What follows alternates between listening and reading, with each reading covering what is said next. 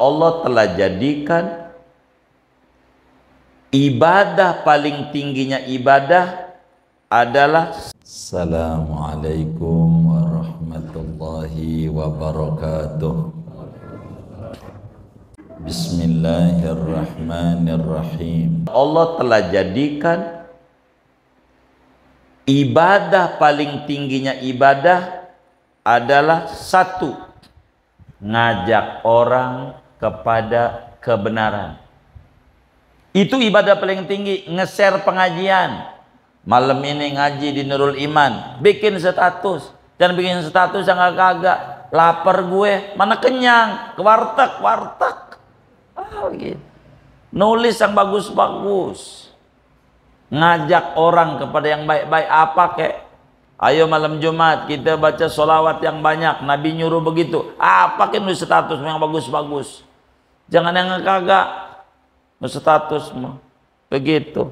Dasar jadi pemimpin cawe-cawe, nggak usah ngomongin apa cawe-cawe itu.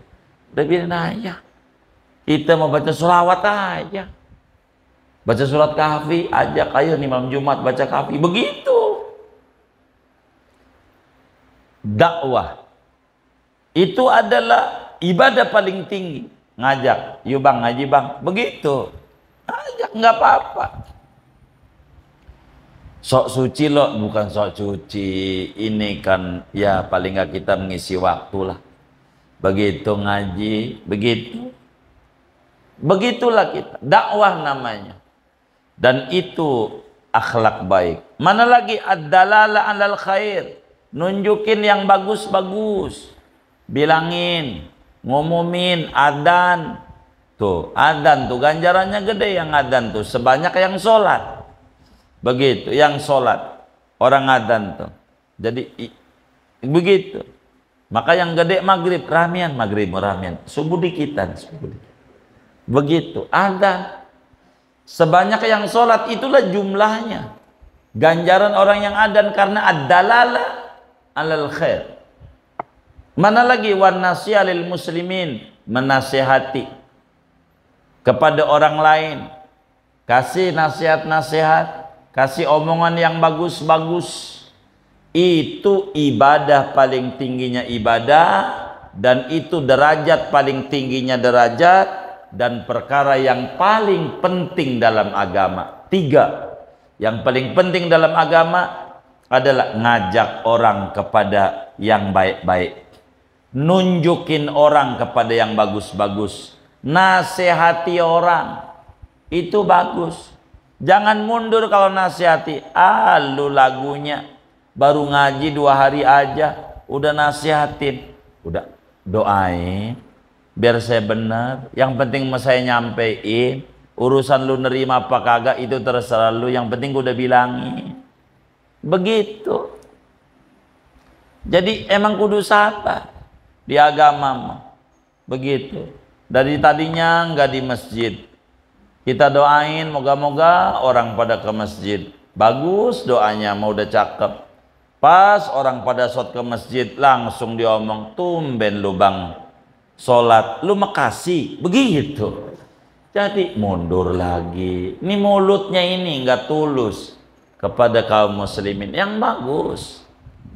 Jadi jalan yang bagus, menjadi orang yang bermanfaat untuk orang banyak. Begitu. Kita bilangin ayo ngurban, apa kedah? Bilangin sama orang tuh. Gitu. Jadi ada orang baca status kita ngajak ngorban, dia beli kambing ngorban, dapat ganjaran kita sebagai dakwah ilal huda, menyeru kepada petunjuk.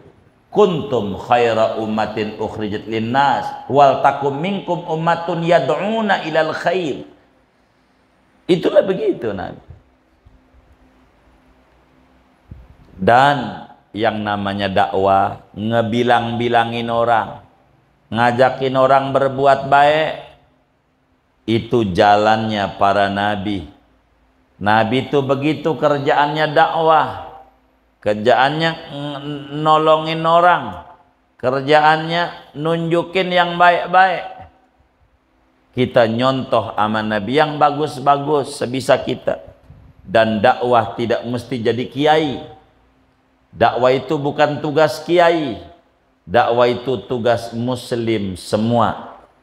Minum, anaknya pakai tangan kiri, tangan bagus, tangan bagus. Itu dakwah namanya. Bilangin, jangan duduk di pintu, pamali, pamali. Itu namanya dakwah. Dakwah. Emang apa? Nanti kalau dilamar kagak jadi. Begitu. Itu alasan yang dibuat. Intinya dakwah, jangan duduk di pintu. Orang lewat udah gitu. Yang penting dakwah. Kalau ngasih makanan malam ditutup daun pisang, takut dijilati setan. Itu namanya dakwah. Yang penting makanan ditutup. Masa dijilatin setan apa enggak urus. Itu alasan doang, ntar alasannya. Karena kata Nabi, dia bingung kalau kata Nabi. Karena ngaji nggak dicatat, duduknya nyender, ngantuk. Kan nggak hafal hadisnya. Jadi yang gampang aja takut dijilatin setan. Ngeri juga ya. Iya makanya ditutup juga akhirnya. Yang penting mau patuh aja. Lihat orang dulu. Saking bingungnya ngadepin anaknya yang cegukan. Tahu cegukan? Apa tuh cegukan tuh? Sendawa. Iya. Anaknya, begitu anaknya. Akhirnya pakai tikar butut pojoknya juga, bukan yang tengahnya yang bagus. Pojoknya. Dirobek.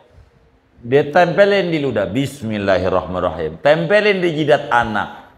Sembuh. Hebat juga tikar butut. Bukan tikar bututnya, bismillahnya. Bismillahnya.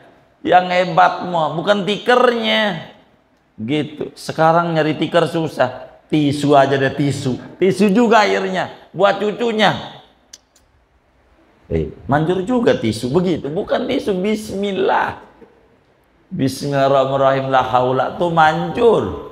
Begitu. Dakwah namanya dakwah. Jadi kita tuh bilangin yang bagus-bagus. Ngajak orang baca sholawat. Ngajak orang begini. Namanya dakwah. Ini ada bocah-bocah, kita kumpulin, mau bagi duitnya sama bocah-bocah. Ayo baca kulhu bisa nggak? Bisa. Baca kulhu. Saya kalau sama pengamen tuh, pakai anting, pakai baju pang begitu tuh. Gimana ini? Kalau dirasa kayaknya kalau suruh baca Fatihah nggak bisa, takut. Bismillah bisa. Coba bismillah. Bismillahirrahmanirrahim. Dan yang penting mah pakai dakwah dah. Begitu. Itu dakwah ya. Yang bagus-bagus. Begitu. Mau ngasih permen bocah-bocah, suruh baca sholawat. Coba baca sholawat bisa. Baca sholawat. Kayak begitu. Kadang kalau ceramah ada bocah-bocah, bagi duit apa lah pertanyaan. Yang penting mau dakwah aja. Begitu. Saya suka begitu kalau ceramah maulid-maulid. Begitu. Pakai duit, saya ngantongin duit. Nanya-nanya. Buat apa? Dakwah. Begitu. Bocah nantinya dia demen menghafal begini, menghafal begitu. Kan bagus. Namanya dakwah. Ini ibadah paling tingginya ibadah. Ini adalah derajat paling tingginya derajat. Sebab begini Pak.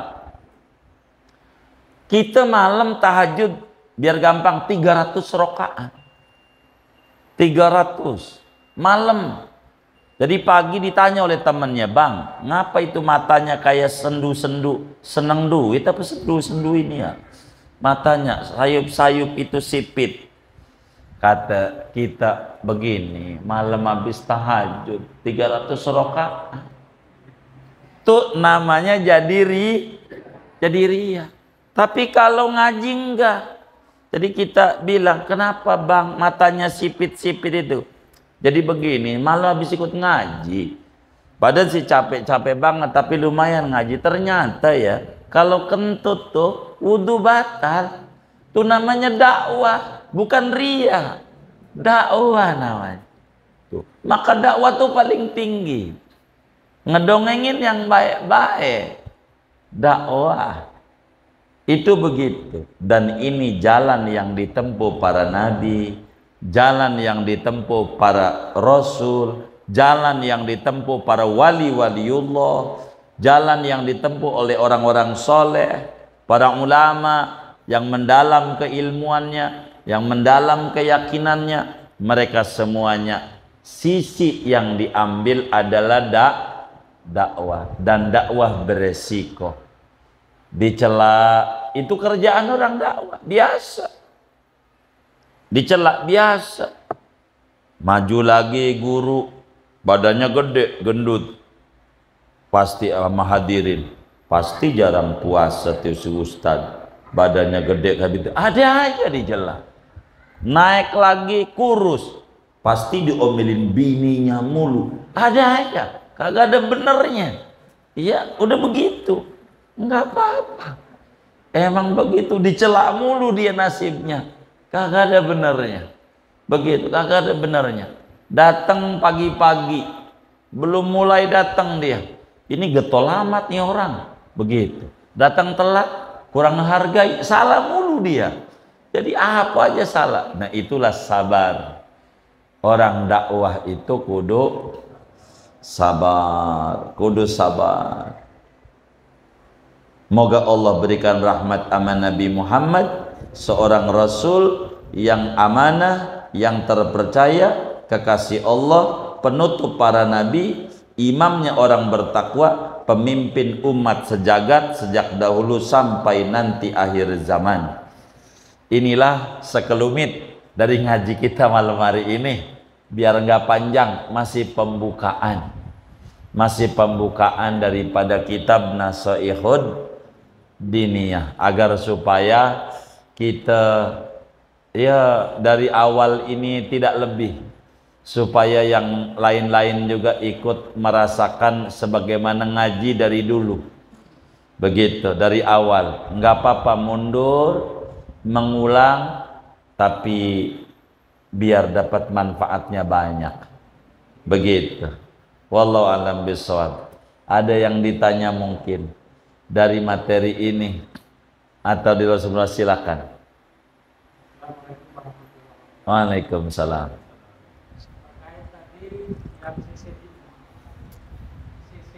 Iya.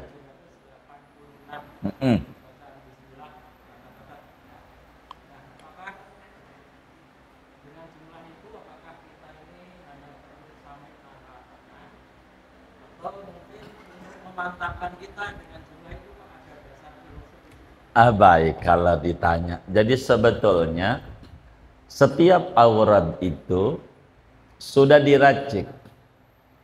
Sama aja seperti obat.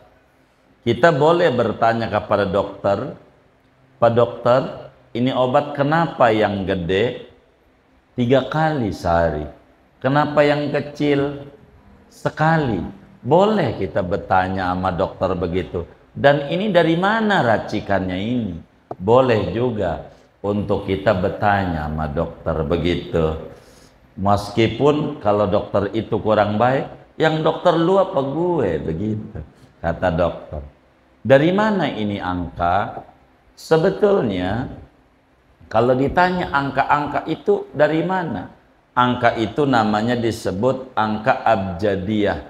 Nilai daripada huruf-huruf daripada aurat yang ada. Begitu. Meski kami tidak bertanya kepada guru dari amalan angka itu, tapi tertera dalam kitab-kitab terkait dengan angka-angka itu. Jadi begini, jadi segala sesuatu punya nilai. Filosofi angka ini dari mana? Contoh, namanya ada abjad Yunani, orang kita sebut abjad India, atau disebut abajadun, hawazun, hatoyun, kaliman, sa'afsun, korostun, syahadun, dodogun, atau orang Jawa namanya hono coroko doto sowolo, apalah itu tuh, saya kagak hafal tuh. Itu namanya angka-angka. Maka kalau kalimat itu bismillah, ba angkanya 2, sin 60. Ini kalau di total 786, Pak. Begitu, Pak. Kalau di total, kalau ditanya, kurang lebih begitu. Ya Latif, Latif. Pasti kalau dia Latif suruh ngamalnya, paling dikitnya 129, lam 30, to 9, iya 10, fa 80. Totalnya 129. Udah begitu. Ini aurat ahlul hikmah, bagi wali-wali Allah yang bagian ngeracik. Bagi kita udah makan aja obat itu. Begitu. Jangan kita kemudian tanya, ini yang sekali ini kenapa kecil sekali? Saya kurang yakin kalau kecil sekali. Saya pengen yang kecil ini 10 kali. Biasanya lewat biasanya. Begitu. Tapi kurang lebih aturan itu begitu. Kenapa 786? Huruf ba, sin, mim dan seterusnya total itu 786. Kurang lebih kalau ditanya itu. Wallahu a'lam. Begitu.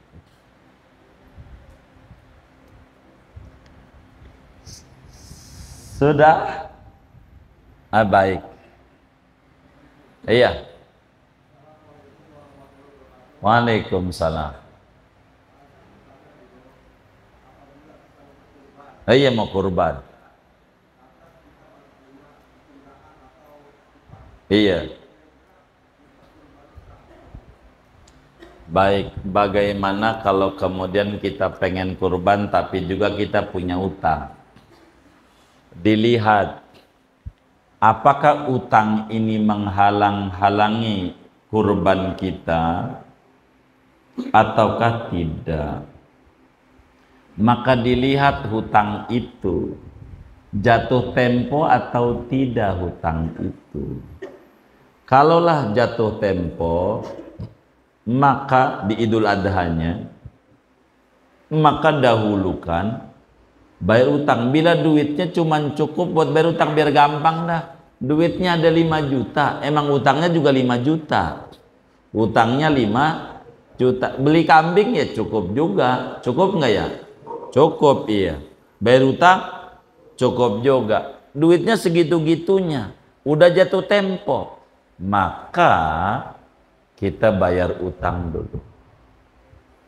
Tapi bila utang itu tidak jatuh tempo, belum, masih lama. Besok umpamanya Minggu Idul Adha, ya bayar utang sih masih 10-20 hari lagi jatuh temponya.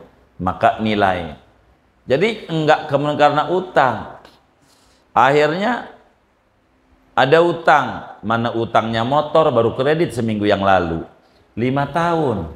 Enggak ngurban sampai 5 tahun. Karena motor belum lunas punya utang. Motor mau lunas, ngutang kulkas. Punya utang lagi. Nanya kurban lagi. Begitu. Kulkas mau lunas, utang rumah mana 15 tahun lagi kredit rumahnya. Begitu. Iya, kagak ngurban kata ibu itu. Tuh, begitu.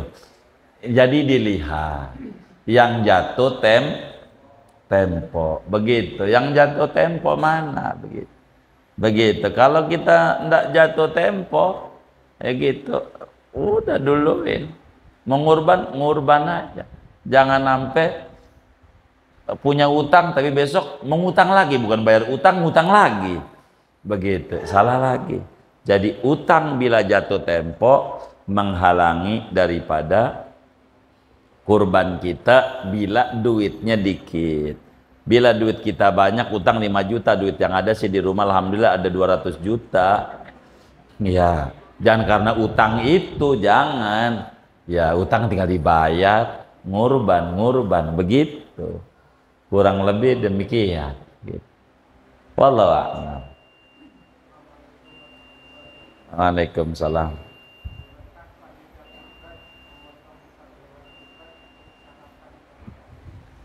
Yang penting nggak apa-apa. Silakan saja panitia tuh memotong satu hewannya untuk dimakan gitu rame-rame begitu. Enggak apa-apa, ya enggak apa-apa. Ya gitu. Orang udah dihadiahin, yang kayak begitu udah dimasak bagus. Silakan saja begitu, yang kayak begitu boleh begitu. Enggak mesti harus dia beli nasi, duit lagi ngutang lagi, potong aja satu, diambil begitu. Apalagi korbannya punya panitianya, kan panitia ngorban juga ya kan. Nah, punya dia aja yang dipotong, jangan dibikin susah, makan dah kayak begitu, jangan dibikin susah begitu. Enggak apa-apa, silakan saja begitu, enggak apa-apa. Kan harus dibagi mentah. Dibagi mentah, iya itu udah dibagi sama yang ngurban begitu. Ini kan udah dibagi mentah sama panitia langsung dimasak. Kecuali dimatengin oleh panitia, dibaginya matang oleh panitia, kan kagak.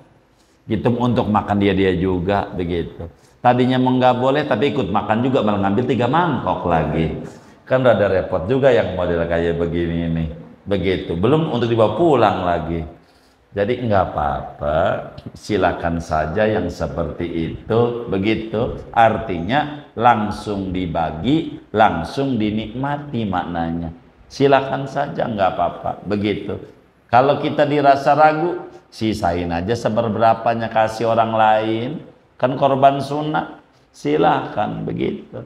Jadi jangan dibikin susah-susah lah. Kurang lebih demikian. Jangan. Iya.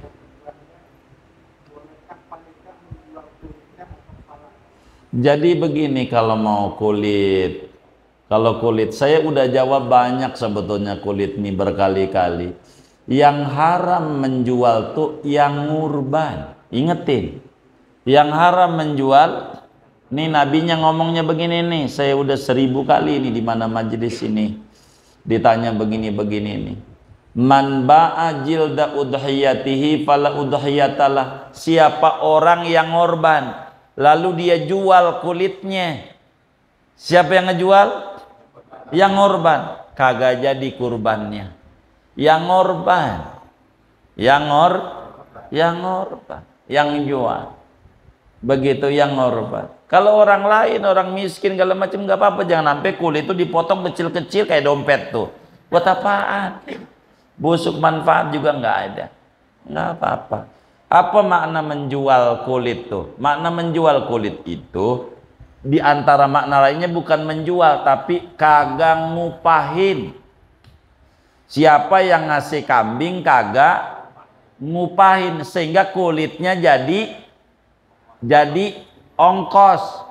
Ini kurbannya enggak bernilai. Nanti bakal naik kambing ora ada kulitnya, apalagi orang ada palanya, nyemplung. Kemana tuh nyemplungnya ya? Jadi kalau ngurban tuh kasih nih duitnya upah motong. Nih kalau ngurban tuh kasih buat beli plastiknya, hargai begitu. Sehingga panitia girang. Jadi upah motong udah ada, plastik udah ada. Jadi yang namanya kulit, jadi bisa dibagikan kepada fakir miskin, dapat daging sekilo sama duit 30.000, girang juga. Begitu. Buat lebih-lebihan yang batu-batu motong bagus juga. Jangan sampai kulitnya dipotong. Potong kecil-kecil ya. Begitu. Dimakan siapa yang mau makan? Ini siapa yang ngajarin kayak begini nih? Yang nggak boleh dijual tuh sama kayak daging tuh. Daging kurban kagak boleh dijual. Maksudnya kita ngorban, dagingnya kita dagangin. Itu namanya bukan ngurban, dagang. Adapun orang miskin dapat daging banyak, 10 kantong dijual, karena itu mah bukan kurban, daging aja bagi si miskin. Enggak apa-apa. Silakan. Begitu. Jadi jangan dibikin susah hidup ini. Udah susah. Jadi dibikin gampang. Jadi yang nggak boleh tuh daging dijual tuh yang ngorban. Adapun si miskin mah boleh, terserah dia. Mau dagang karena dia alhamdulillah dapat kawannya banyak, dapat daging lumayan. Nggak banyak, cuman sekantong, cuma ada 1000 kantong. Apa enggak seton ya kan? Kan lumayan dapat seton. Dan dia langsung aja ke pasar Lembang dagang daging, kan bagus. Enggak apa-apa, boleh saja, boleh saja. Si miskinnya tuh dimakan, lebihnya mau dibagi temennya boleh, dijual boleh. Hak si miskin, kecuali si kaya. Kalau si kaya enggak boleh karena haknya adalah it'am, makan doang. Miskin haknya milik. Sehingga bebas si miskin mau dijual lagi, mau diapa itu silakan. Si miskin. Adapun si kaya hanya makan aja. Di dalam Fathul Wahabnya kayak begitu. Kurang lebih demikian, segini aja ada ya. Wa sallallahu wasallam ala khairil khalqi Muhammadin wa ala alihi washabihi ajma'in walhamdulillahi rabbil alamin.